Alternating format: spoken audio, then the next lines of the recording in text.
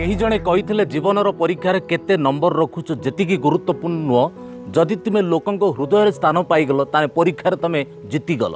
नमस्कार मु आपण मानकर बंधु बिरंची आज गोटे छोटिया कहानी नहीं आपण मान पाक आसी आउ ये कहानीटी होची जणे राजांकर। जणे राजा थिले जांकर बहु प्राचुर्य थिला, विशाल साम्राज्य, विराट सेनाबाहिनी।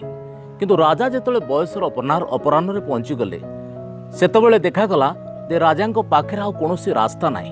तांको निश्चित भाव में राजगादी तांकर उत्तराधिकारी को छाड़िया पड़ो। तेणु सी तांकर ज्येष्ठ पुत्र को राजगादी छाड़ी देकी चिंता कले कौन करेंगे। यही समय देखाला तांकर शरीर मध्य धीरे धीरे असुस्थ होगा आरंभ कला। आउ राज वैद्य तांको परामर्श देले जे आपणकर एभली समय आपण सबुठार उत्तम हबो आपण वानप्रस्थ नहीं जातु बा संन्यास जीवन यापन करंतु। ये संसार छाड़िकी ये राजप्रसाद छाड़िकी आपण कोनोसी एक जंगल को जातु बा कोनोसी एक निर्जन जगार जाइकी आपण साधना करंतु, तपस्या करंतु, निरोळा रही रहंतु। तो ये कथा सुनिला परे राजा चिंता कले मु तो निश्चित भाव में जीवी, तेबे मु गला बेले मु सांगरे काहाकू नेकी जीवी। राजांकर 4 जण पत्नी थिले आउ 4 जण पत्नी भितर सभा शेष पत्नी जहाँ से खूब निकट रे विवाह करथिले से मने मने भाविले बोधे से ही मोर सबुठारु प्रिय, मो कथार से ही राजी हबो, तेणु मु तांकू ही सांगरे नेकी जीवी। तो सेतिपई से कौन कले ना चतुर्थ पत्नी पाखु गले एवं समस्त कथा कहले। राज वैद्यंकर तांकु जो परामर्श ये बयस रे से वानप्रस्थ जीवाकू चाहउचंदी, संन्यास जीवन यापन करिबाकू चाहउचंदी, तेणु तांकु साथी रे काहाकू ना काहाकू नेकी जीवाकू पड़िबो। आउ राजा प्रस्ताव देले जे तुमे ही मो सबुठु प्रिय, तेणु तुमे मो सांगरे चलो।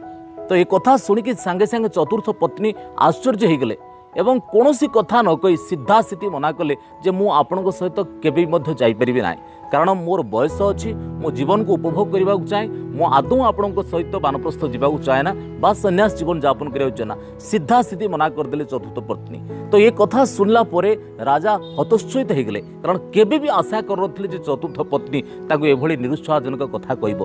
तापर राजा चिंता कले ठीक अच्छी चतुर्थ पत्नी सिना मना कले, एबे तृतीय पत्नी पाखु जिबा। एबे तृतीय पत्नी पाखु जाइक से समान कथा कहले। आ तृतीय पत्नी ये कथा सुनिकी आउरी आश्चर्य हो गले, कहले मु कौनसी परिस्थिति तुम सहित जापरि ना, कारण मु चाहे यही राजप्रसाद रहीकि जहाँ किसी करने तुम्हें जदि साधना करने को चाहो ताने एठी भी रहीकि करिपार, आ मु तुमर सेवा जत्न करी, मु कौनसी परिस्थिति जीवी ना। आ जदि तुम्हें जाओ ताने मोर एबे भी बयस अच्छी, मो जीवन को उपभोग करने चाहे, मु अन्यत्र कोटी विवाह करदेवा चाहे। राजा एक कथा शुणिकी आउरी हतोत्साहित हो गले जे मुझे समस्त विवाह करते एते निजर भाविकी, एमानू एते श्रद्धा, एते स्नेह, एते भल पाइबा देइथिली, अथच एमाने मते सठिक समय मोर सहयोग करूनाती। एक कथा शुणी राजा तथापि भरोसा रखिले काले मते द्वितीय पत्नी राजी हेबो। पुणी जाइए द्वितीय पत्नी पाखे से समान कथा कहले। द्वितीय पत्नी कहले जे मु आपनक कथा राजी, किंतु मु केबे भी वानप्रस्थ जीवाकू राजी नो, मु जंगल को जीवाकू राजी नो। मु आपनकर अतीत रे बहु कथा राजी छी, कारण राजांकर समस्त प्रकार राजनीतिक परामर्शदाता थिले एही पत्नी। बड़ बड़ निष्पत्ति रे ही आंकर भागीदारी थिला, तेणु सी राजांक हठात कि मना करि पारलेनी, किंतु कहले जे मु तम सहित जीविनी, किंतु गोटे कथा मु करि परिबी, जदि तुमे वानप्रस्थ जाओ एवं जदि केबे तम जीवन अंत घटे, तमर मृत्यु हो जाए, ताने मु ए कथा दउची तुमको निश्चित भाव में संस्कार करी, तुम शव संस्कार करा जीवो, समस्त प्रकार नीति विधि विधान को मु मानिबी। ये दायित्वटा मु नौचे, मु तुम श्मशान पर्यंत जीवी, सब दायित्व ही मु नेबी। राजा शुणिक आउरी आश्चर्य हेले जे चतुर्थ पत्नी जहाँ कहला, तृतीय पत्नी भी सेया कहला, आ द्वितीय पत्नी भी सेया कहला। ये समस्त कथा शुणी सारा पर राजा एते भाव में हतोत्साहित हो गले, भाविले जे सतरे एमान को मु विश्वास करी भल पाई बोधे भूल करछि।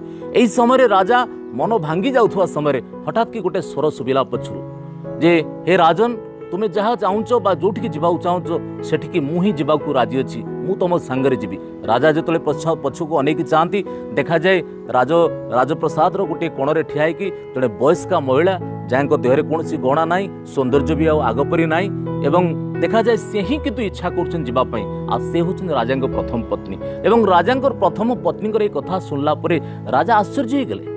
दर्शक बंधु, ये घटना एक्चुअली राजांकर नुह कि राजांकर पत्नी मानकर नुह, ये घटना मोर आपणकर आम समस्तंकर आम दैनंदिन जीवन में ये घटना घटे।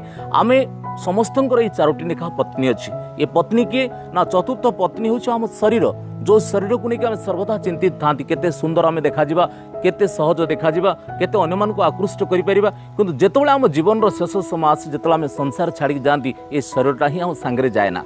बाकी आसला तृतीय पत्नी, आमर धन संपत्ति, गाड़ी घोड़ा, बैंक बालांस सबकिछि जहाँ कि आम तृतीय पत्नी। आम जहाँ सब ये कमई था तो आम सांगरे जाए ना, आम जो चली जाती संसार छाड़ी आउ कार हो जाए।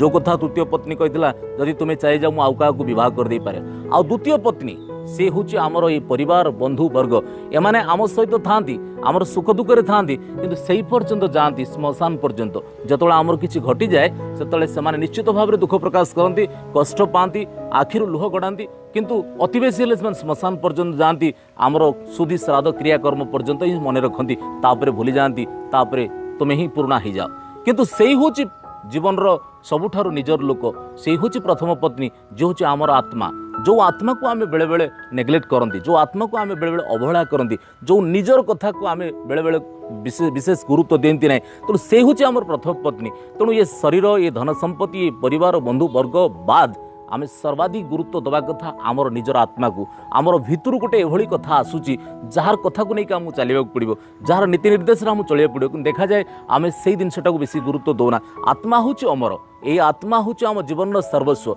आत्मार कथार ही आमको अधिक चलिए पड़ो कि देखा जाए आज जीवन में मनीष आत्मार निर्देश अपेक्षा धन संपत्ति पिला परिवार बंधु वर्ग एवं निज शरीर को लेकिन एत भाव में व्यस्त थाए देखा जाए शेष बेलू से बुझे ये राजा कहानी भितर गोटे कथा बुझा पड़ुची आम जीवन काल भितर एमती सब घटना आम सामना करती किंतु वास्तवता हूँ ये राजा चतुर्थ पत्नी तृतीय पत्नी द्वितीय पत्नी जो नकारात्मक कथा आ प्रथम पत्नी स्वतस्फूर्त भाव में हाँ करवा जोटा कि आत्मार आह्वान आसी आत्मा ही ताकू स्वीकार करिछि आउ से ही जीवन वास्तवता निश्चित भाव में कहानीटी आम जीवन पर बहुत उपादेय आउ जदि ये कहानी आपको भल लगी था लाइक शेयर कमेंट और सब्सक्राइब करके आदौ भूलें मुझे आसबि पुणी आ गोटे सुंदर कहानी नहीं रोचे से पर्यंत नमस्कार।